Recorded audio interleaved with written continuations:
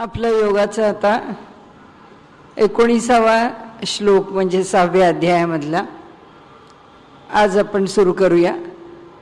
आता कुंडलिनी योगाचा मुख्य विषय सांगून झालेला आहे आणि त्यामुळे आता कुंडलिनी योगाच्या पुढे तो योग सिद्ध करण्याकरता स्वीकारलेलं साधन आहे.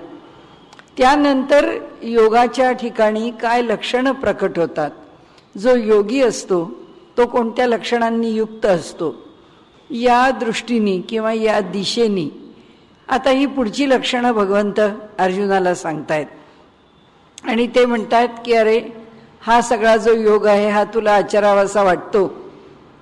ते लोक कसे असतात काय नाही हा तुम्हाला प्रश्न विचारलास तर त्यांची लक्षणं पण सांगतो आणि तुझ्या सगळ्याच प्रश्नाची उत्तरं मी तुला देतो. आणि असं म्हणून भगवंतांनी त्यांना सांगायला सुरुवात केली आहे. आपण त्या सगळ्याची उजळणी नंतर घेणार आहोत, कारण आत्ता सगळा विषय बघत पुढे चाललो आहे. त्याचा पुन्हा एकदा आपण पाठपुरावा करू. कसा करायचा आहे तो विषय बघू आपण. त्याप्रमाणे इथे आता त्यांनी सांगितलं की ही आत्मसिद्धी ह्या योगमार्गामधून जी प्राप्त होते त्या आत्मसिद्धीनंतर आता त्या योग्याचं जे स्वरूप आहे ते स्वरूप कसं आहे ते म्हणाले या ठिकाणी सांगतो, प्रकट करतो. आणि त्याचं स्वरूप सांगताना त्यांनी म्हटलंय की यथा दीपो निवातस्थो नेंगते सोपमा स्मृता योगिनो यत चित्तस्य युंजतो योगमात्मना. त्यांनी असं म्हटलं की ज्याप्रमाणे शांत ठिकाणी ठेवलेला जर दिवा असेल, म्हणजे निर्वात प्रदेशामध्ये जिथे वारा हलत नाही आहे अशा स्थानावरती ठेवलेला जर दिवा असेल तर तो जसा शांतपणे जळत राहतो. सोपमा स्मृता हीच उपमा म्हणाले इथे सुद्धा अगदी योग्य ठरते. या योग्याचं लक्षण सांगताना म्हणाले योगिनो यत चित्तस्य. तो कसा आहे योगी, ज्यांनी आपल्या चित्तावरती नियंत्रण केलेलं आहे, यत नियमन केलेलं आहे चित्ताचं. युंजतो योगम आत्मनः. आणि जो आत्मयोगाचं अनुष्ठान करतो म्हणजे आत्म्याच्या ठिकाणी आपलं अंतःकरण ठेवून देतो. अशा प्रकारे जो योगी आपला अभ्यास करतो दोन प्रकारांनी. एक कोणतं आहे नियमन, की योगाने आपल्या सर्व व्यवहार, आहार, निद्रा, विचार, आपली सगळी साधना, मार्ग सर्व पातळीवरती जो पूर्णपणे नियंत्रणात राहून कार्य करतो किंवा अभ्यास करतो, साधन करतो, त्या योग्याचं दुसरं लक्षण सांगितलं किंवा दुसरा प्रकार सांगितला तो असा की जो आपल्या अंतःकरणाला आत्मस्वरूपातच ठेवून देतो, आत्म्याच्या ठिकाणीच ठेवतो. योगम आत्मनः. योगम म्हणजे जोडलं जाणं कोणाशी, आत्म्याशी. तो आत्मतत्वाशीच जोडून आपलं अंतःकरण ठेवून देतो. अशाच्या करता किंवा अशा साधना करणाऱ्याला, अशा प्रकारचं फल प्राप्त करणाऱ्याला ते म्हणतात की कोणत्या प्रकारचा दृष्टांत देऊन तुम्हाला मी समजावून सांगावं, तर म्हणाले हा दिव्याचा दृष्टांत त्याच्याकरता अगदी योग्य आहे आणि त्या दृष्टांतानी आपण हा विषय समजून घ्यावा. आता ज्ञानेश्वर माऊली आपल्याला समजावून सांगतात, युक्तियोगाचे अंग पावे ऐसे प्रयाग होय जे बरवे तेथ क्षेत्र संन्यासे स्थिरावे मानस जयाचे. आता विषय काय सांगतायत आपल्याला ते की कोणत्या प्रकारचं साधन योग्याने करावं. एक तर पूर्ण नियंत्रण ठेवावं. दोन गोष्टी एका वेळी सुरू करायला सांगितलेल्या आहेत त्यांनी, की योग्यानी आपल्या चित्ताचं, योग्यानी आपल्या एकूण सगळ्या आहार विहारांचं पूर्णपणाने नियमन करावं. ही एक बाजू झाली.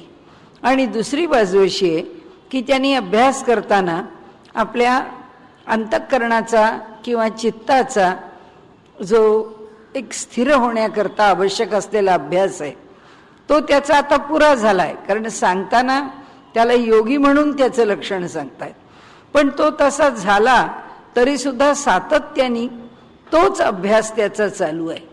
तो सातत्याने अभ्यास करत राहतो. कशाचा?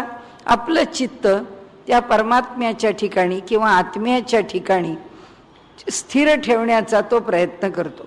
म्हणजे त्याची समाधी जी आहे त्या समाधीमध्ये तो ज्या टप्प्यावर असेल, आज हे सगळं साधलं किंवा आज समाधी साधला असं जर एखाद्या योग्याचं झालं तर तो साधला इथे ते संपत नाही.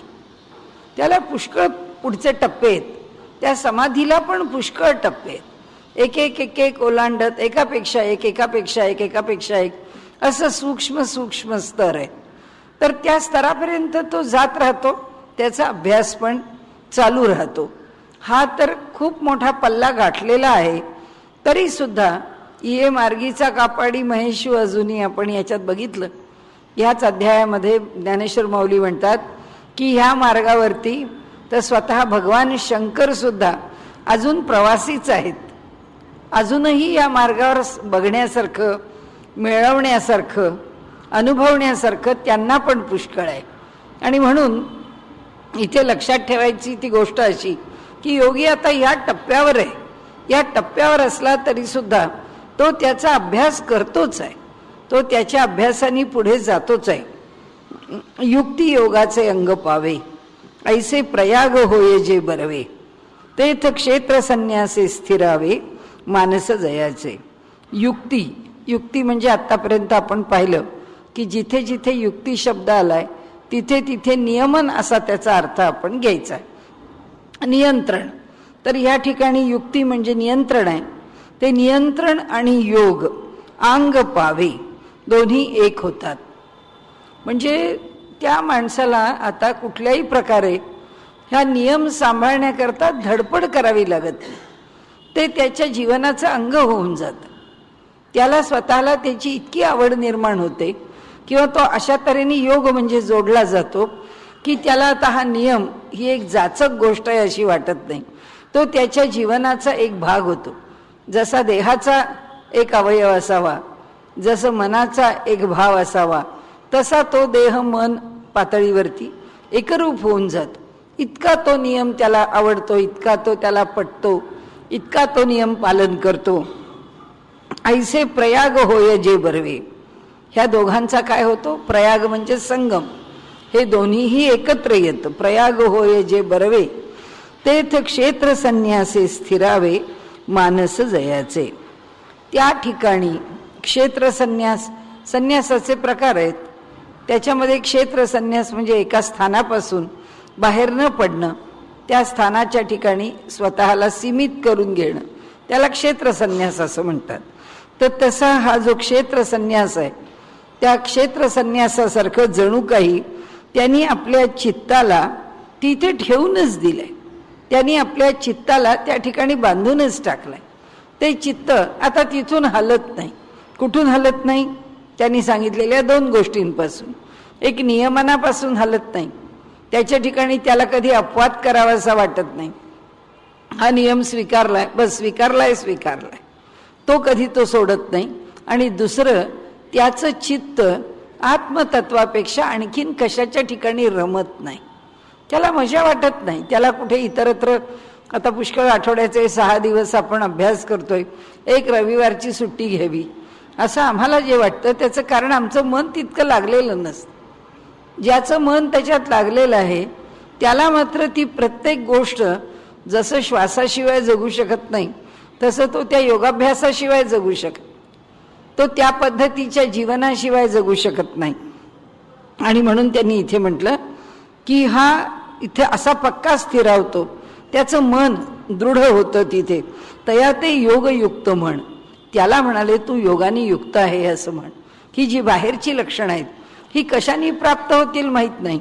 तो काय आमचा कुंडलिनी योगाचा अभ्यासेल असं नाही, तो काही मंत्रयोग अभ्यासेल असं नाही, कर्मयोग अभ्यासेल असं नाही, राजयोग अभ्यासेल असं नाही, हठयोग अभ्यासेल असं नाही. कोणताही योग असेल, त्यांनी जो कोणता योग घेतला असेल आणि आपल्या चित्तवृत्तींचं नियंत्रण केलं असेल त्याची तुला म्हणाले ही लक्षणं सांगतो.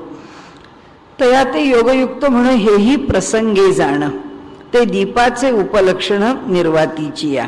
आणि म्हणाले हा इथे प्रसंग पडला म्हणजे या ठिकाणी तुला मी समजावून सांगतोय त्यावेळी मला असं वाटलं की त्याच्याविषयी सांगताना मी दृष्टांत द्यावा तो फक्त हाच द्यावा की हा असा शांत ठिकाणी ठेवलेला दीप आहे. म्हणजे त्यांनी त्याच्या अंतःकरणाला अशा तऱ्हेने त्या सगळ्यांनी पूर्णपणे वेढून ठेवलेलं आहे. त्याचं नियमन आणि त्यांनी स्वीकारलेलं साधन की ज्यामुळे त्याचं मन इकडे तिकडे हलतच नाही. आणि म्हणून ते म्हणतात की हा जो दिव्याचा दृष्टांत आहे हा अगदी बरोबर आहे. शांत ठिकाणचा दिवा जसा असतो तसं सातत्याने अगदी सावकाश कुठल्याही प्रकारची अपेक्षा न ठेवता धैर्याने जो साधन करतो. पतंजलींनी त्याचं वर्णन करताना म्हटलंय सतु दीर्घकाल नैरंतर्य सत्कारा सेवितो दृढभूमी. म्हणाले हे साधन कसं करावं लागतं.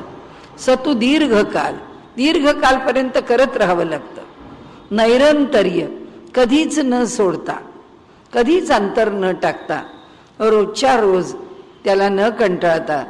नैरंतर्य सत्कारा सेवित, कधीही कंटाळणार नाही, उलट आदर आहे. अरे हे झालं पाहिजे.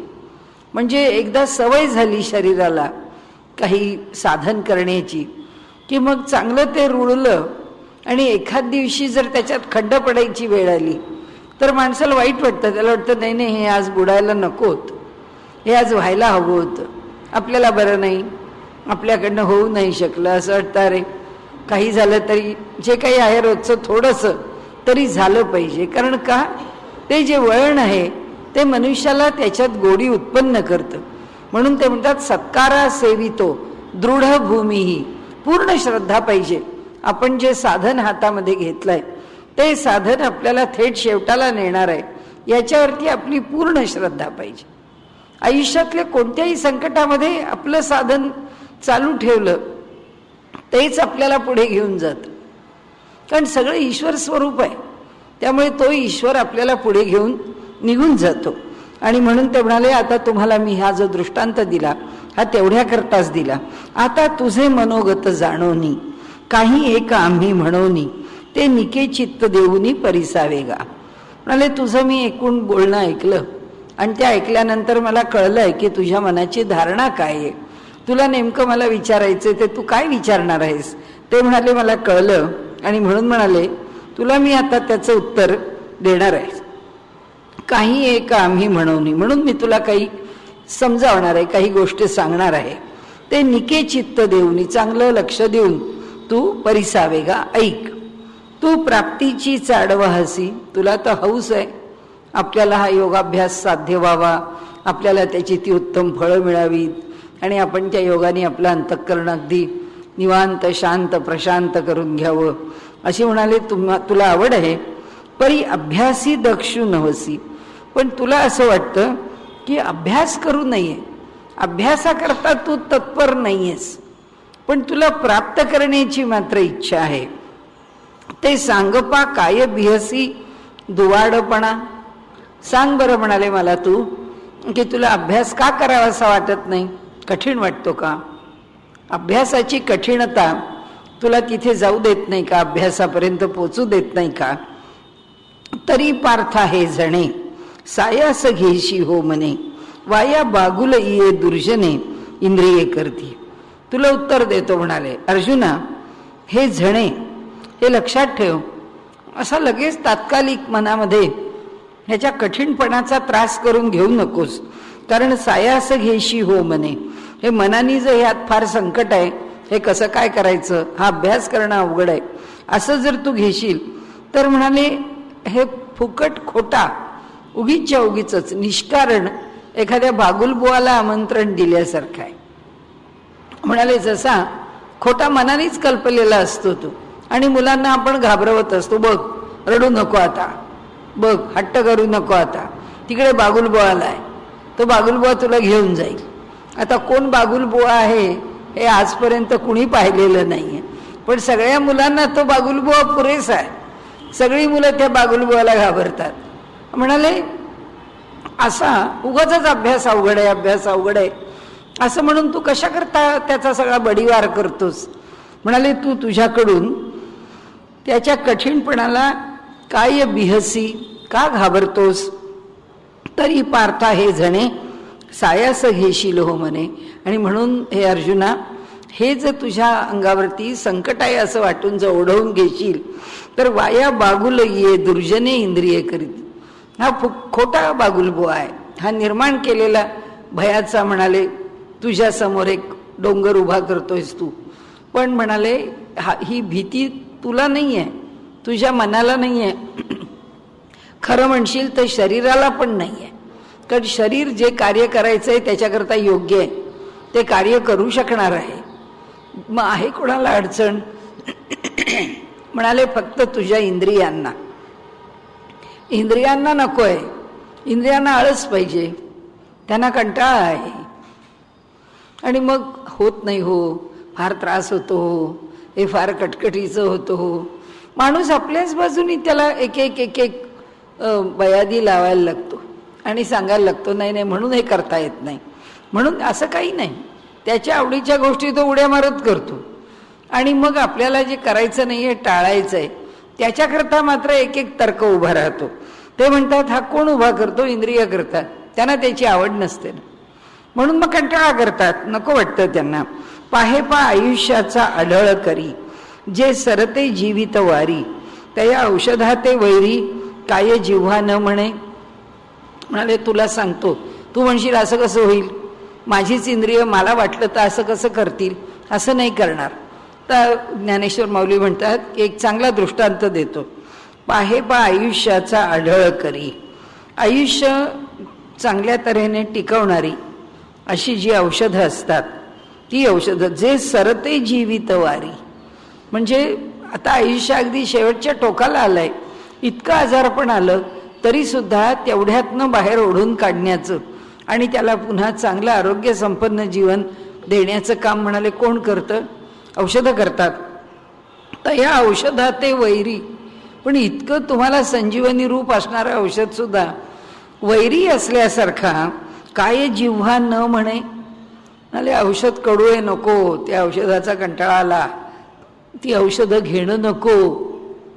म्हणाले अरे त्या औषधावर तर जगताय. म्हातारी माणसं आपल्या डॉक्टरांकडे गेली की म्हणतात की अहो डॉक्टर आता ह्या एवढ्या सगळ्या गोळ्या तुम्ही देताय, आता कमी करा, काय करायचं आहे, आता झालं 90ला आलो आम्ही, आता कुठेही औषधं घेत बसायचं, जे कमी कराल तर बरंच होईल. तर म्हणाले चांगलं आयुष्य मिळालं ना, आता पुष्कळ झालं. ते डॉक्टर म्हणतात कोणामुळे मिळालं? या औषधामुळेच मिळालं.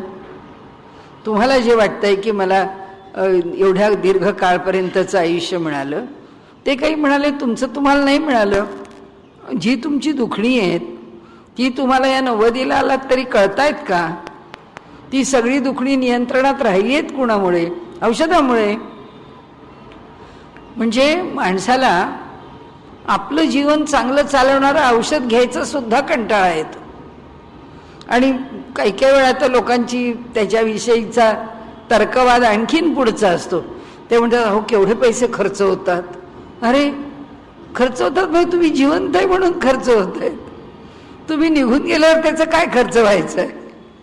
म्हणजे ह्या सगळ्या तर्काला काही अर्थ नसतो. म्हणजे इथे सांगायचंय माऊलींना असं की माणूस भलतंच काहीतरी आपल्या ठिकाणी कल्पना करतो.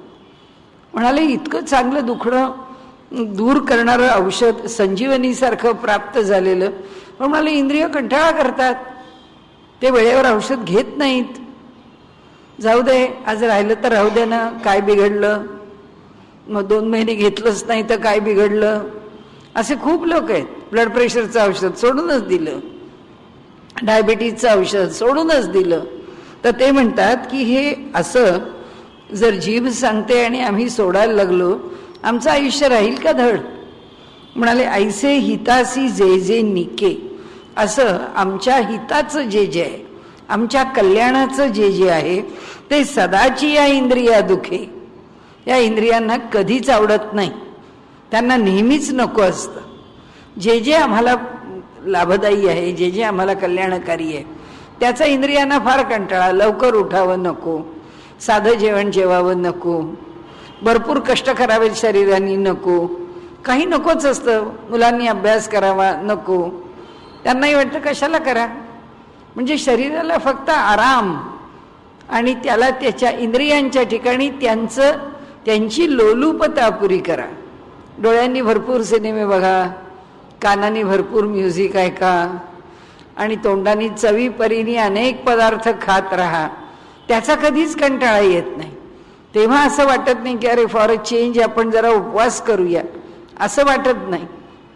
ते म्हणाले ते सदाची या इंद्रियात दुखे. या इंद्रियांचा स्वभावच असा आहे की त्यांना नियंत्रण आवडत नाही, त्यांना संयमन आवडत नाही, त्यांना शिस्त आवडत नाही, त्यांना हे आवडतच नाही. म्हणाले एरवी सोपे योगासारखे काही आहे. हा म्हणजे सगळ्यात मोठा प्रश्न आपल्याला विचारून दिलाय त्यांनी असं म्हटलंय की अहो हे जर एवढं साधलं गेलं तर योगासारखं दुसरं काही सोपं आहे का? आता योगमार्ग असा सोपा आहे का? पण माऊली सांगतात एक नियंत्रण करायची जर माणसाला युक्ती जमली, ते नियमन जर त्याला करता आलं तर म्हणाले योग आपोआप साध्य होत जातं. योगासारखं सोपं काही नाही, कारण शरीराच्या माध्यमातून जावं लागतं. त्यामुळे शरीराच्या माध्यमातून जाताना तो त्रासदायी ठरत नाही म्हणाले. आणि म्हणून त्यांनी सांगितलं पुढच्या श्लोकात ते म्हणतात यत्रोपरमते चित्तम निरुद्धम योग सेवया यत्र चैवात्मनात्मानं पश्यन्नात्मनि तुष्यती. त्यांनी सांगितलं यत्रोपरमते चित्तम निरुद्धम योग सेवया. योगसेवा, योगाचं आचरण जीवनामध्ये करताना त्यांनी काय केलंय की आपलं जे चित्त आहे त्या चित्ताला निरुद्ध केलं आहे, म्हणजे त्याला रोखलं आहे. पतंजलींच्या योगसूत्रामधलं दुसरं सूत्र आहे योगश्चित्तवृत्ती निरोधा. योग म्हणजे चित्तवृत्तींचा निरोध. चित्ताच्या वृत्ती ज्या आहेत त्या रोखाव्यात, त्या वृत्तींना निर्माण होऊ देऊ नये. आणि त्या रोखल्या म्हणजे इथेच निर्माण होत नाही. त्या इथेच जर निर्माण झाल्याच नाहीत तर डोकं सगळं शांत होतं, मोकळं होतं. त्या डोक्यामध्ये हजार गोष्टी अशा कोंबून ठेवलेल्या राहत नाहीत. आणि ते सगळं जर डोक्यामध्ये अशा वृत्ती राहिल्या नाही आणि त्याला जे मोकळेपण येईल त्या मोकळेपणामध्ये जर ती साधना चालू राहिली तर सर्व एकाग्रता त्या एका विषयावर येईल, कारण ती एकच वृत्ती असेल तिथे. म्हणून योगाच्या अभ्यासाने चित्ताला निरुद्ध करून चित्तामधले जे विचार आहेत, काय विकल्प आहेत, काय चांचल्य आहे, अनेक दोष आहेत, प्रत्येकाच्या ठिकाणी वेगळे वेगळे असतील, ते दूर करून यत्रोपरमते चित्तम, ज्या ठिकाणी त्या चित्ताचं उपरमते शांत होतं चित्त, यत्र चैवात्मनात्मानं पश्यन्नात्मनि तुष्यती. तसंच म्हणाले की ज्या ठिकाणी आता हे सगळं निरुद्ध चित्त झालंय, आत्ता आपण अर्ध्या तुकड्यावर आलो की निरुद्ध झालं, डोक्यातले विचार गेले, कुठलेही संकल्प विकल्प उरले नाहीत.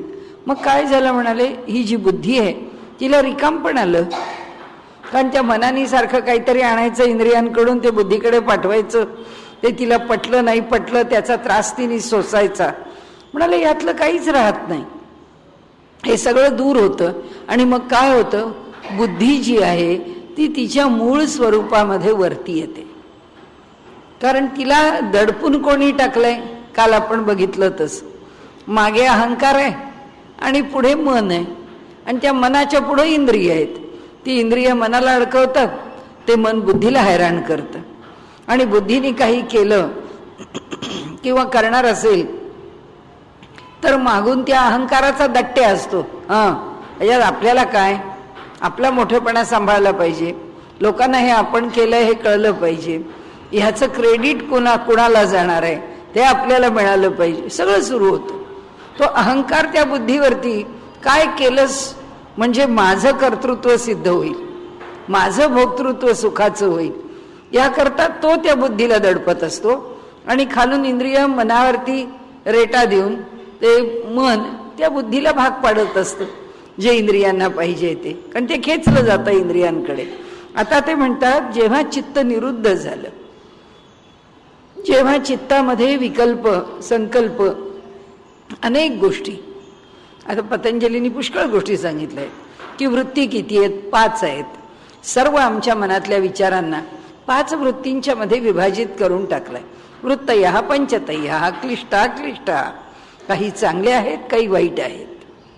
आणि मग ह्या वृत्तीमधून आम्हाला बाहेर सोडवणं, प्रमाण, विपर्यय, विकल्प, श्रद्धा, स्मृती, हे सगळे त्याच्या वृत्ती आहेत. तर ह्या सगळ्या ज्या वृत्ती आहेत, ह्या वृत्तींच्या मधून ज्या चांगल्या आहेत त्या राहाव्यात, ज्या वाईट आहेत त्या निघून जाव्यात, असं म्हणून पहिल्यांदा चित्त निरुद्ध करावं. आणि मग हळूहळू वृत्ती कमी होत जातात. आणि ते म्हणतात अशा प्रकारे वृत्तीहीन म्हणजे जवळजवळ कमीत कमी संकल्पांनी फार तर फार युक्त असणारी जी बुद्धी आहे, ती ह्या अभ्यासानंतर ती बुद्धी शुद्ध होते. म्हणून ते म्हणतात यत्र चैवात्मनात्मानम. म्हणजे ही जी शुद्ध झालेली बुद्धी आहे, त्या बुद्धीने काय करतात, आत्मानम पश्यन आत्मनी तुष्यती. ते परमात्म्याचा त्यांना साक्षात्कार होतो. आत्म्याला पाहतात, कारण बुद्धी शुद्ध झाली. आता त्या बुद्धीमध्ये आपल्याला कुंडलिनी योग बघताना किंवा कोणताही ज्ञानेश्वरी, गीता अभ्यास करत असताना आपल्या एक गोष्ट लक्षात येईल की आत्मसाक्षात्कारापर्यंत पोचतं कोण? तिथपर्यंत पोचणारी अगदी थोडीशी का होईना बुद्धीच आहे, म्हणजे जाणीवच आहे. तिथपर्यंत पोचते ती थोडी जाणीवच पोचते. आणि म्हणून ते प्राप्त करण्याकरता जसा अडथळा फार मोठा मनाचा आहे म्हणून मनाला शुद्ध करा म्हणतो, त्या मन शब्दामध्ये बुद्धी पण अंतर्भूत आहे. म्हणून मनबुद्धी शुद्ध झाली की बुद्धी शुद्ध झाल्याबरोबर त्या परमात्म्याचं दर्शन होतं, दर्शन होऊ शकतं. आणि त्यानंतर पश्यन आत्मनी तुष्यती. आणि मग त्याला बघितल्यानंतर तो फक्त त्याच्यामध्येच राहतो. त्याला बघितल्यानंतर त्याला असं वाटतं ह्या आनंदापेक्षा आता आणखीन मोठा आनंद नाही. आणि त्यामुळे त्याचं अंतःकरण त्या आत्मस्वरूपामध्ये रमून जातं. आणि म्हणून म्हणाले की तो पुन्हा त्याच्या बाहेर येण्याची इच्छा करत नाही. लगेच पुढचा श्लोक घेतलाय, सुखम सुखम आत्यंतिकम यत. म्हणाले जे आत्यंतिक सुख म्हणजे ज्याला मर्यादा नाही असं अमर्याद जे सुख आहे, तद बुद्धिग्राह्यम अतींद्रियम. लगेच खुलासा केला खाली. ते म्हणाले ते सुख कसं आहे, अतींद्रिय आहे. इंद्रियांच्या अतीत इंद्रियांना ते सुख मिळणार नाही, इंद्रियांना ते सुख कळणार नाही, असं ते अतींद्रिय सुख आहे. आणि काय आहे, त्या अतींद्रियाच्या बरोबरच बुद्धिग्राह्य आहे. ग्रहण कुणाला होतं, बुद्धीला. बाकी कुणालाही ते सुख कळत नाही. ना तिथे अहंकार पोचतो, ना तिथे मन पोचतो. येतो वाचो निवर्तन ते अप्राप्य मनसास.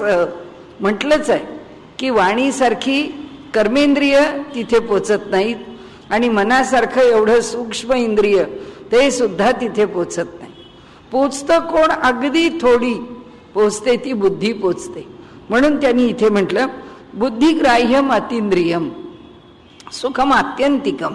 ते आत्यंतिक असणारं असं जे सुख आहे ते सुख केवळ बुद्धीला ग्राह्य आहे. वेत्ती यत्र न चैवायम स्थितश्चलती तत्वतः. म्हणाला आता अशा प्रकारचं अमर्याद सुख भोगत असताना हा जो आहे त्या सुखामध्ये राहिलेला जो योगी आहे तो योग न चलती तत्वतः. तो आपल्या स्वरूपापासून तत्वतः म्हणजे आध्यात्मिक भूमिकेवरून तो हलत नाही. हे सगळं सांगावं का लागतं, कारण हे कठीण आहे. कारण सर्व जरी प्राप्त झालं ते सगळं परमात्म्याचं सुख, गुरुची कृपा, आशीर्वाद, ईश्वराचा अनुग्रह सगळं जरी झालं तरी सुद्धा केव्हा ते शरीर आणि मन हे या जगाच्या मोहामध्ये पडेल सांगता येत नाही. आणि म्हणून त्यांनी सांगितलंय की मनालाही घसरण आहे, शरीरालाही घसरण आहे. आवड आहे, खाण्याची आवड आहे, पिण्याची आवड आहे, पैसा आहे, संग्रह आहे, सत्ता आहे, कीर्ती आहे. सर्व गोष्टी त्या शरीराच्या आणि मनाच्या आश्रयाने आहेत. चांगलं खावं, चांगलं लिहावं, चांगलं प्यावं, चांगलं राहावं. आणि इथे तर काय आहे अध्यात्मामध्ये, कमीत कमी गरजा. आपल्याकडे सांगितलं जातं ना की गोष्टीमध्ये आपले कथेकरी सांगतात तसं की एक मनुष्य आपल्या हातामध्ये कमंडलू घेऊन कुठेही प्रवास करत फिरायचा. एक कपडा फक्त त्याच्याबरोबर असायचा दुसऱ्या दिवशी वापरण्याकरताचा. 2 कपडे बरोबर, एक अंगावर एक बरोबर. त्या कमंडलूमधनं पाणी आण, त्या कमंडलूमधनं भिक्षा आण, आपलं चालायचं त्याच्यावर काम भागत होतं. त्यांनी एकदा पाहिलं की अरे हाताने बाहेर पाणी पिता येत आहे नदीचं. आपण सारखे नदीच्या किनाऱ्याने जातो, आपल्याला हाताने पाणी पिता येत आहे आणि हातावर घेऊन जेवता येत आहे. काय करायचं आहे तो कमंडलू तरी? त्यांनी तो कमंडलू पण सोडून दिला. म्हणून जैन संप्रदायामधले त्यांचे जे साधू आहेत, ती ज्या विरक्तीचं एक परिसीमा म्हणून त्यांच्याकडे ते खाणं पिणं हातावर घेतात. ते साधू जे आहेत पाणी हाताने पितात, भोजन हाताने, म्हणजे आम्हाला ते सुद्धा नको, त्याचा पण परिग्रह नको. तर इथे त्यांनी सांगितलंय त्याप्रमाणे की इतकं जीवनामध्ये त्या योग्याला प्राप्त झालंय, अत्यंत सुखाच्या राशीवर आहे, आध्यात्मिक सुखाच्या, तरी सुद्धा व्यवहारामधल्या काही गोष्टी जातातच असं नाही. त्याचं कारण असं आहे की तो बसतो ध्यानाला, तो बसतो समाधीमध्ये, समाधी सिद्ध झाला आहे. त्यामुळे सिद्ध झालेल्या समाधीनी त्याला अत्यंत चांगली फलं प्राप्त होत आहेत. त्याला उत्तम प्रकारचं सुख, यश सगळं काही त्याला मिळतं आहे. त्याची प्रकृती उत्तम आहे, त्याची प्रगती उत्तम आहे, वेगवेगळ्या प्रकारचे अनुभव तो दैनंदिन जीवनामध्ये प्रायः घेतोय, पुन्हा पुन्हा घेतो आहे. इतकं सगळं त्याचं आध्यात्मिक वैभव वाढतं आहे, तरी सुद्धा त्याचं मन केव्हा लौकिक व्यवहारामध्ये पडेल आणि त्याला मोह निर्माण होईल काही सांगता येत नाही. जशी त्या जडभरताची कथा सांगतात की एका हरणाच्या शावकामध्येच त्याचं मन अडक झालं, दुसरा काही विषय नाही ना मनाला. भागवतामधली कथा आहे ती. आणि सारखा आपला त्या हरण शावकाचीच त्याच्या मनामध्ये चिंता. मग काय पुढच्या जन्मापर्यंत तेच झालं, संपलं नाही. कशामध्ये मन अडकेल आणि मनुष्य कुठे अडकून पडेल सांगता येत नाही. म्हणून ते सांगतात की इतकं सुख प्राप्त झाल्यानंतर तो स्थितश्चलती तत्वतः. म्हणाले न चलती आणि स्थित कशामुळे राहतो? वेत्ती यत्र च एवायम, हे अयम हे जे सुख आहे, एव अशा प्रकारचं अत्यंत उच्च असं सुख प्राप्त झाल्यानंतर त्याचं जे मन आहे ते त्या सुखापासून दूर जातच नाही. म्हणजे त्यांना दुसऱ्या कशाची इच्छा उरतच नाही. ती मॅच्युरिटी येईपर्यंत हा जो मधला प्रवास आहे त्या प्रवासात ते सांगतात त्याचा अभ्यास चालू राहतो. ती परिपक्वता येईपर्यंत तो अभ्यास चालू आहे. दोन्ही गोष्टी आपण लक्षात ठेवायला पाहिजे की हे त्याला प्राप्त झालं, तो तिथं पोचला, ते त्याला प्राप्त झालं, ते झालं की लगेच तो बनला असं होत नाही. त्याला त्याच्यामध्ये परिपक्व व्हावं लागतं. त्याच्याही मध्ये काही अडथळे असतात की ज्या अडथळ्यांमुळे तो पुन्हा मागे येणं शक्य असतं. तसं मागे यायला लागू नये म्हणून त्यांनी आपली साधना चालू ठेवायची असते. इथे त्यांनी सांगितलंय की हा योगी आता इतका परिपक्व झालेला आहे की त्या आत्यंतिक सुखामध्ये तो इतका रममाण झाला आहे की तो त्याची जी आध्यात्मिक स्थिती आहे त्या स्थितीपासून तो यत्किंचितही हालत नाही. आपण जसा अभ्यास करतो, आपण नेहमी म्हणतो की आपण जास्त काही करू शकू आपल्या जीवनात, मिळवू असं नाही, पण एक आपली एक पातळी, आपला एक दर्जा, आपली एक उंची काहीतरी आपण ठरवावी की हे आपण करणार, हे आपण करणार नाही, हे असं वाईट आपण वागणार नाही, असं इतकं खोटं आपण बोलणार नाही, इतका वेडावाकडा व्यवहार आपण करणार नाही, कोणाशी कारण नसताना भांडणार नाही. काय जे असेल ते आपण आपलं एक पातळी ठरवली, त्या पातळीच्या खाली कधी उतरू नये. मनाने पण उतरू नये, शरीराने पण उतरू नये. ती पातळी आपण सांभाळावी. आपल्याला एखादी गोष्ट पटली नाही पटली, आपल्या मनात त्याचा फार तिरस्कार निर्माण झाला, अगदीच आपल्याला राहवलं नाही, तर सौम्य प्रकाराने आपली प्रतिक्रिया व्यक्त करावी. पण फार त्याच्यामध्ये अडकायला जाऊ नये, किंवा फार त्याच्यामुळे काय होतं नाही तर आपण त्या स्थानावर पण राहत नाही, आपण सारखे खाली उतरतो. आपल्या विचारांनी, आपल्या वर्तणुकींनी आपल्याला वागता नाही आलं तर आपल्या डोक्यात सुरू होतं चक्रम भ्रमती मस्तके, डोक्यात चांगली चक्र फिरत राहतात. आणि मग त्या माणसाचं जे काही साधन आहे, मग त्या माणसाचं जे काही मोठेपण आहे ते मोठे पण राहत नाही. ह्या एवढा मोठा योगी असतो, पण त्या योग्याला जर काही बाधा आली, कुठल्याही विचारांनी त्याच्या मनाला ग्रासलं, तर उतरलाच तो खाली. यातनं आपण शिकण्यासारखं एवढंच आहे की आपण आपल्याला जर काही समजतो की हे इतपत आपल्याकडनं अपेक्षित आहे की एवढं तर आपल्याला चांगलं वागलंच पाहिजे, आणि तसं ते कायम वागलंच पाहिजे, त्याला काही पर्याय नाही, त्याच्या खाली नाही उतरायचं.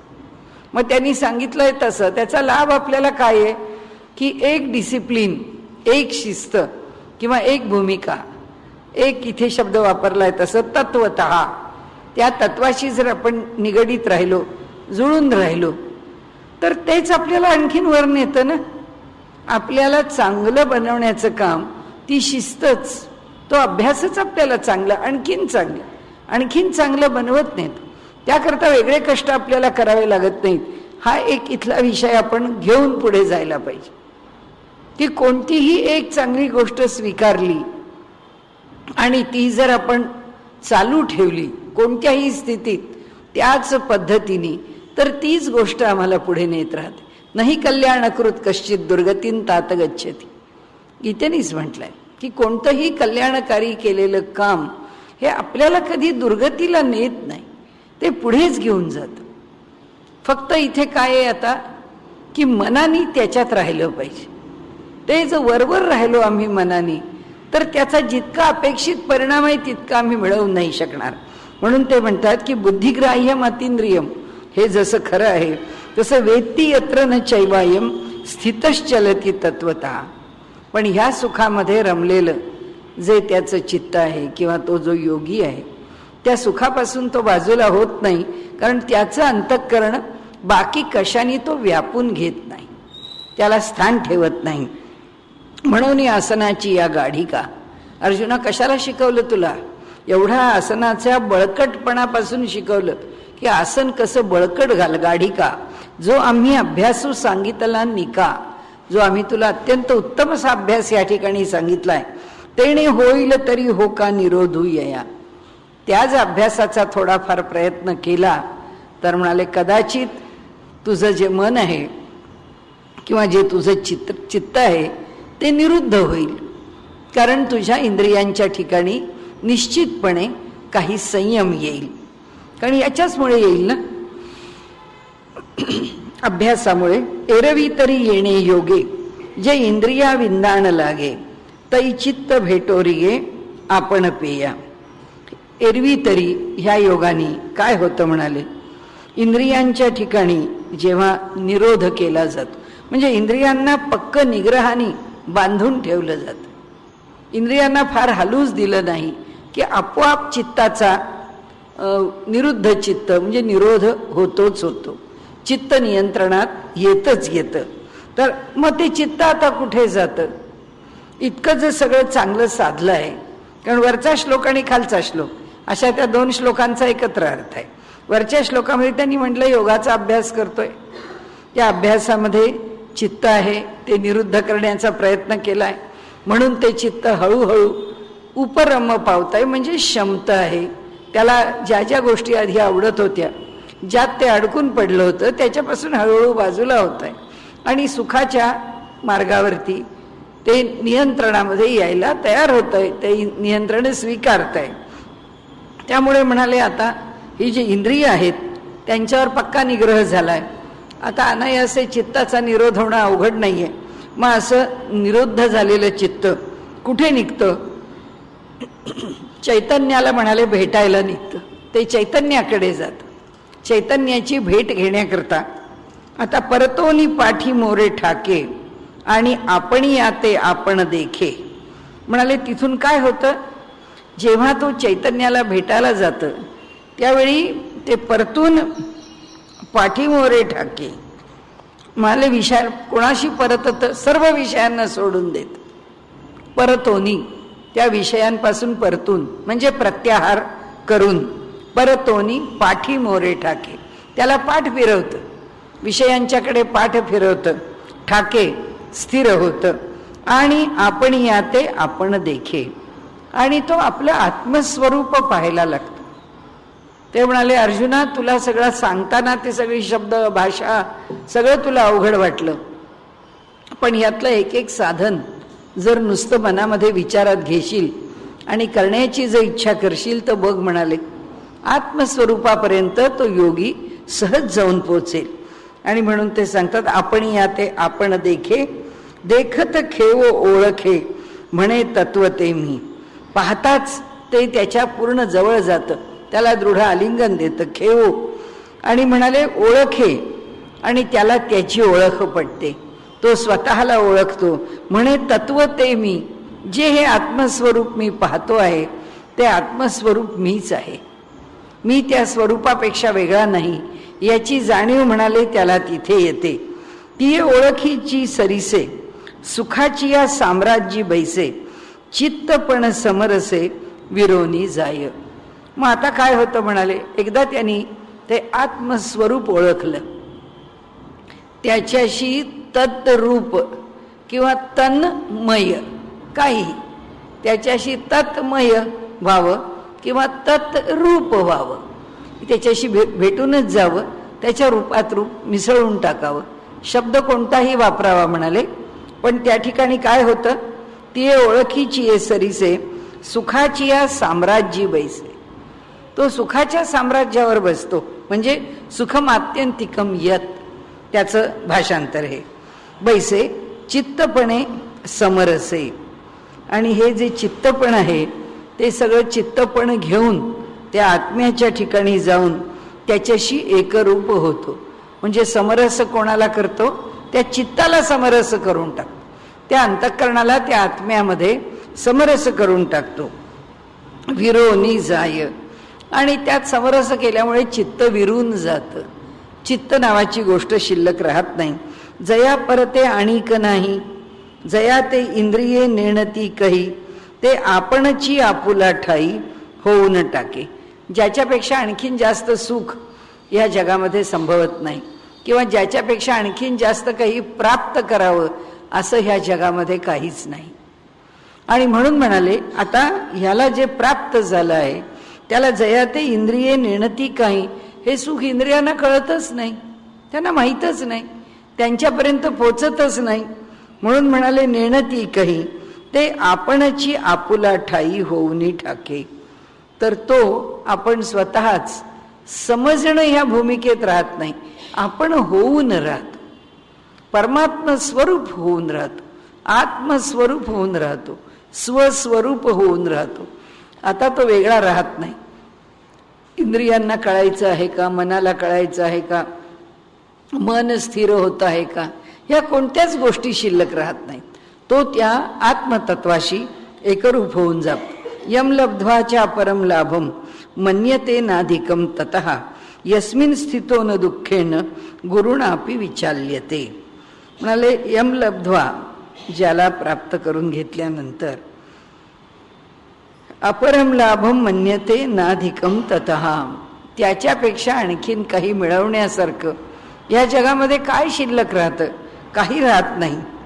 म्हणाले आणि त्यामुळे आणखीन एक गोष्ट घडते ती अशी की ज्याच्यामध्ये राहिल्यानंतर, ज्या स्वरूपामध्ये जाऊन राहिल्यानंतर, न दुःखेन गुरुणापि विचाल्यते, कितीही मोठ्या प्रकारचं संकट येऊन पडलं तरी सुद्धा तो थोडा सुद्धा हलत नाही, तो थोडा सुद्धा विचलित होत नाही. त्या दुःखाला टक्कर देत असताना त्याचं अंतःकरण साम्यावस्थेला आहे. कारण योगाची व्याख्याच आहे, समत्वम योग उच्यते, ही समस्थिती अंतःकरणाची राहणं, त्रिगुणांची राहणं, शरीर मन बुद्धीची राहण. योगाला मान्यच नाही आहे, भक्तीला मान्य आहे की अंतःकरणापासून भक्ती केली बस आहे. पण योगामध्ये शरीराच्या फिटनेसपासून पाहिजे, शरीर पण फिट पाहिजे, मन पण पाहिजे, बुद्धी पण पाहिजे. कारण शरीराच्या माध्यमातून योगाचा अभ्यास आहे, भक्तीचा अभ्यास अंतःकरणाच्या माध्यमातून. त्यामुळे भक्तीला शरीर गौण आहे, भक्तीमध्ये शरीराचा फार विचार केला जात नाही. योगामध्ये फक्त शरीर पहिलं, म्हणून हठयोगाने त्याला बळकट करून घेतलंय, बलवान करून घेतलंय, आणि मग त्या शरीराच्या साह्याने त्या आत्मतत्वाच्या प्राप्तीकरता तो प्रवास करत राहतो. मग मेरूपासून थोरे. ते म्हणाले की हा लाभ झाल्यानंतर मनुष्याला मिळवण्यासारखं दुसरं काही राहत नाही, ह्याच्यापेक्षा अधिक काही असू शकत नाही. मग मेरूपासून थोरे देह दुःखाचे डोंगरे, दाटी जे पा परी भरे चित्तन दटे. म्हणाले मेरूपेक्षा म्हणजे मेरू पर्वतापेक्षा सुद्धा मोठं असं थोर देह दुःखाचे डोंगरे दाटी जे पा. म्हणजे त्या देहावरती म्हणजे त्या माणसावरती असा प्रसंग कोसळतो की जसा काही तो मेरू पर्वतापेक्षा सुद्धा प्रसंग फार कठीण आहे, फार मोठा आहे, फार अवघड आहे. आणि त्या मेरू पर्वताने येऊन अंगावर पडावं, तसा त्या पर्वताच्या खाली दडपला जावा, तसा त्या दुःखरूपी डोंगराच्या म्हणजे त्या पर्वताच्या खाली म्हणजे तो त्याच्यामुळे जणू काही दडपला जातो, चेंगरला जातो. इतकं दुःख त्याला होण्यासारखं आहे किंवा झालेलं आहे. परी भारे चित्त न दटे. एवढा दुःखाचा भार जरी येऊन पडला तरी चित्त मात्र त्या ठिकाणी दडपत नाही. शरीराला दडपायला जरी संकट आली तरी सुद्धा चित्त दडपवून घेत नाही. चित्त आपल्यावर आलेली जी संकट आहेत ती योग्य प्रकाराने त्याची विल्हेवाट लावतात, योग्य प्रकाराने त्यांना दूर करतात, योग्य प्रकाराने त्या संकटांचा नाश करतात. म्हणाले चेवोची नाहीये. म्हणाले त्या ठिकाणी चित्त नाही, चुकून वाचलं खालचं. चित्त न दटे का शस्त्रेवरी तोडिली या. म्हणाले इथे शस्त्र आहे, त्या शस्त्राने देहाला कुठे हात तोडलाय, पाय तोडलाय. देह आगी माझी पडली या. त्या देहाला अग्नीमध्ये टाकलाय. चित्त महासुखी पहुडलिया चेवोची नाहीये. पण ज्याचं चित्त महासुखामध्ये राहिलेलं आहे त्याला कुठल्याही प्रकारे जागृती येत नाही. संभाजी महाराजांना जेव्हा काही ऐकत नाही आहेत आणि जशा प्रकारे वश व्हायला पाहिजे तशा प्रकारे औरंगजेबाला वश झाले नाहीत, त्या राजवटीला त्यांनी मान्य केलं नाही. त्याबरोबर त्यांनी सांगितलं की ह्या देहदंड द्या. पण देहदंड साधा नाही की एकदा आपलं ती फळी काढली तो फास बसला, नाहीतर एक शिर उडवलं, असं नाही. रोज म्हणाले आज डोळे काढा, उद्या फक्त हात तोडा, परवा त्यांचे पाय तोडा, असा एक एक एक अवयव तोडा, त्यांच्या समोर त्याचे तुकडे करा आणि ते अवयव त्यांच्यासमोर फेकून द्या. आणि असा रोज त्यांना त्रास द्या. आणि इतके हाल हाल हाल करून संभाजी महाराजांना मारलेलं आहे. पण प्रत्येक दिवशी ते तसेच होते. त्यांचं चित्त, त्यांचं धैर्य कधी ढळलं नाही. त्यांना इतक्या असह्य वेदना दिल्या. तेग बहादूर सिंगांना सुद्धा ते जसे निघाले, वाऱ्यासारखे निघाले. त्यांनी ओळखलं आपल्या मागावरती माणसं सोडलेली आहेत. कुठे दिल्ली आणि कुठे नांदेड प्रवास करत करत करत इतके खाली गेले. पण तिथे सुद्धा मोगलांची माणसं जाऊन त्यांनी त्या ठिकाणी त्यांचा वध केला. त्यांना मारलं, त्यांच्या आईला मारलं, त्यांच्या एका मुलाला मारलं. खूप मोठ्या प्रमाणामध्ये त्यांनी त्यांचं. आणि त्यांनी गुरु गोविंद सिंहांचं सांगते मी, चुकून तेग बहादूर म्हटलं, गुरु गोविंद सिंह. आणि ते नांदेडला त्यांची हे झाली ना समाधी, त्यामुळे शिखांचं ते एक मोठं स्थान आहे. तेग बहादूर सिंग हे त्या परंपरेतले आधीचे. आणि तेग बहादूर सिंगांना जे मारलं ते दिल्लीच्या चांदणी चौकामध्ये उकळत्या तेलाच्या कढईमध्ये असंच समोर उभं केलं. हजारो लोक, हिंदू, मुसलमान, मोठे अधिकारी, त्यावेळेचे औरंगजेबाच्या राजवटीमधले सगळे तो मृत्यू पाहायला उभे होते. एक हात काढायचा, तो हात तळायला टाकायचा आतमध्ये, तो सगळ्या लोकांनी पाहायचा. दुसरा हात काढायचा, तळायला टाकायचा. असा एक एक एक अवयव तळत तेग बहादूर सिंगांची हत्या केली. पण हसत, शेवटपर्यंत हसत. कुठल्याही प्रकारचा जो त्रास आहे, योगीच आहेत, मोठे श्रेष्ठ लोक आहेत हे, की यांनी आपलं जीवन ज्या पद्धतीने व्यतीत केलंय. किंवा गुरु गोविंद सिंहांनी चंडी प्रताप म्हणून तिच्या महात्म्याचं ग्रंथ लिहिलाय. त्यांनी सांगितलं इतकं मी शिखांच्या करता आणि हिंदू धर्म टिकवण्याकरता एक संप्रदाय आहे ना तो. आता आज राजकारणाने सगळा रंग कुठच्या कुठे बदलून टाकलाय.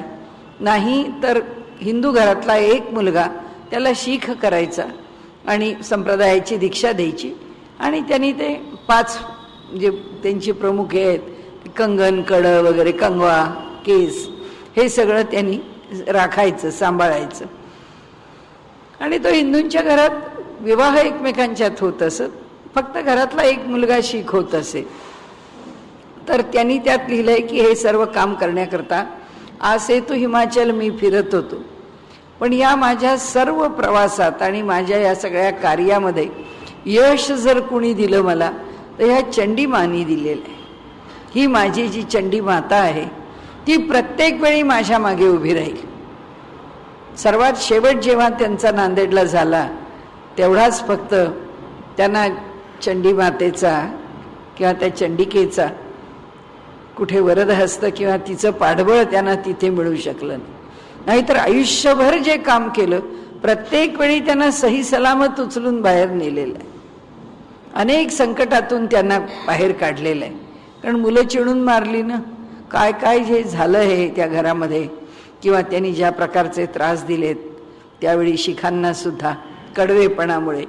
पण सांगायचा हेतू इथे असा आहे की एक स्थिती देहाची प्राप्त झालेली असते की जी स्थिती मनुष्याला चित्त महासुखी पहुडलिया चेवोची नाही. कारण ते चित्त कुठे आहे? त्या संभाजी महाराजांचं चित्त धर्मामध्ये गुंतलेलं आहे. त्या तेग बहादूर सिंगांचं चित्त समाजाच्या कल्याणामध्ये गुंतलंय. म्हणून ते त्या धर्माशी जोडलेलं आहे की काहीही हो, त्यांनी कोणताही आपला नाश करू दे, पण जे आपण स्वीकारलेलं ब्रीद आहे ते आपल्याला पुढे चालवायचंच आहे. ऐसे आपण पारिगोनी ठाये मग देहची वास न पाहे आणिकची सुख होऊन जाये म्हणून विसरे. ऐसे आपण पा रिगोनी ठाये म्हणाले असे आपण स्वतः आपल्या ठिकाणी त्या चित्ताच्या ठिकाणी येऊन राहिलेले आहे. तो ते चित्त जे आहे ते सगळे ह्या गुणांनी एकत्र होऊन राहिलेले. कुठे आलंय ते? आपण पा रिगोनीट आहे. त्या चित्तानी ज्या स्वस्वरूपाचा स्वीकार केलाय आता ते चित्त त्याच्यात मिसळून गेलेलं आहे आणि त्यामुळे तिथं येऊन राहिल्यामुळे मग देहाची वास न पाहे. अशा प्रकारे आत्मस्वरूपाशी तादात्म्य पावल्यानंतर त्याला देहाची पर्वा वाटत नाही. तो देहाकडे लक्ष देत नाही. बघा आता कसं झालं. जो पूर्वी देहाच्या माध्यमातून साधन करत होता म्हणून ज्याचं देहावरती पूर्ण जागरूकतेने लक्ष होतं, आता त्याला त्या देहाची काहीच काळजी वाटत. आता तो त्या आत्मस्वरूपामध्ये रमला आहे. आणिकची सुख होऊन जाये म्हणाले. त्याला एकापेक्षा एक अशा अलौकिक सुखांचा संग्रह जणू त्याच्याकडे होत राहतो. इतकी सुख त्याला प्राप्त होत राहतात. म्हणून विसरे. म्हणून त्याचं चित्त त्याच्या देहाला विसरून जात. ते चित्त त्या आत्मस्वरूपात जे जाऊन बसतं त्याला देहाची काळजी करावी अशी कोणतीच विवंचना त्याच्या ठिकाणी राहत नाही. आणि मग त्यांनी म्हटलंय की तम विद्यात दुःख संयोग वियोगम योग संज्ञितम स निश्चयेन योक्तव्यो योगो निर्विण्ण चेतसा. त्यांनी सांगितलं की तम आता ह्या ठिकाणी विद्यात जाणून घेऊन दुःख संयोग वियोगम म्हणजे दुःख नसलेलं, दुःखाच्या संयोगाचा वियोग होणं म्हणजे दुःख आपल्यापासून दूर जाणं आणि काय त्याच्या विरहित काय शिल्लक राहणं? सुख. म्हणजे त्याचा अर्थ असा की दुःखरहित सुखाची प्राप्ती. म्हणजे सुख मिळतं पण त्याच्याबरोबर आपल्याला दुःखही असतात. एका वेळी सुख असतं त्याच वेळी काही 4-2 बातम्या दुःखाच्याही असतात. एक हुरहुर लागलेली असते माणसाला, अरे हे असं का, असं कसं झालं, का बरं, काय नाही. आणि त्याच वेळी मनुष्य सुखाचा अनुभव घेत असतो. हे संमिश्र आहे.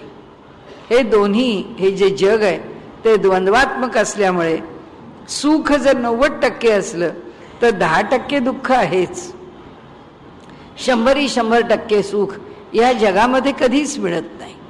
आणि म्हणून त्यांनी इथे जे म्हटलंय की ह्या योगाचं फल काय, तर दुःख विरहित सुख, दुःखाशिवाय सुख, निखळ सुख देण्याचं सामर्थ्य कोणामध्ये आहे? या योगामध्ये. आणि म्हणून तम विद्या दुःख संयोग वियोगम योग संज्ञितम हीच योगाची व्याख्या आहे. हे तू जाणून घे. काय व्याख्या आहे? की योग हा दुःखविरहित सुख आहे. योग म्हणजे दुःखविरहित सुख.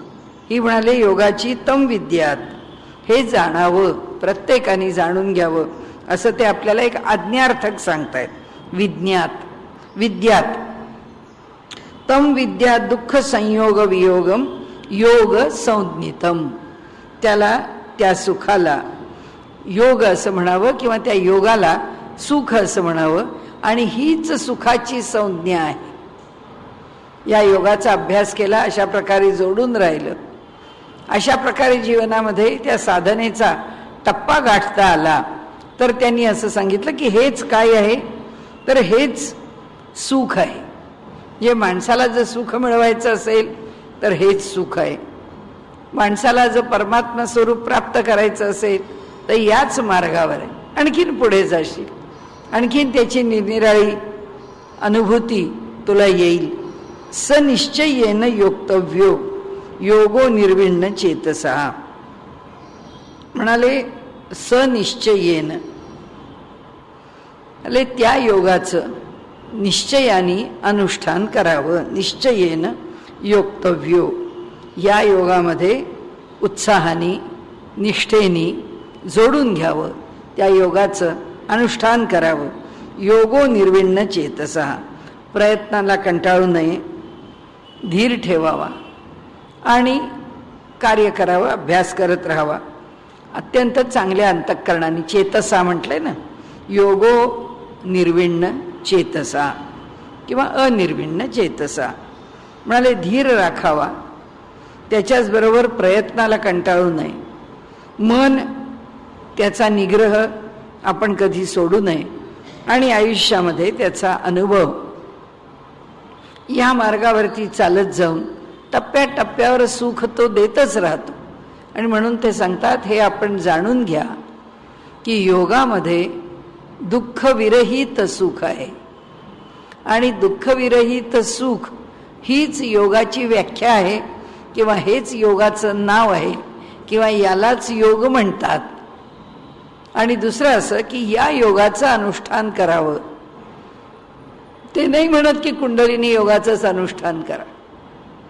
ते म्हणतात, आता तुम्हाला मी कोणता विषय सांगतोय, तर ते आता आपल्याला सांगतायत तो विषय असा आहे की मनाचा निग्रह करावा, मनोनिग्रह करून राहावं. आणि त्याचबरोबर आपल्या जीवनाला एक मनाच्या निग्रहाबरोबर एक आचरणाला शिस्त असावी. आणि तिसरी गोष्ट, आत्म्यामध्ये राहावं, म्हणजे परमेश्वराच्या चिंतनात राहावं. म्हणजे या सर्व गोष्टींच्या मध्ये काय काय आलं? धारणा आली. काही काम दिवसभर आम्ही करत असलो तरी सुद्धा आमच्या ठिकाणी त्या कामाला आणि मनाला नियंत्रण पाहिजे.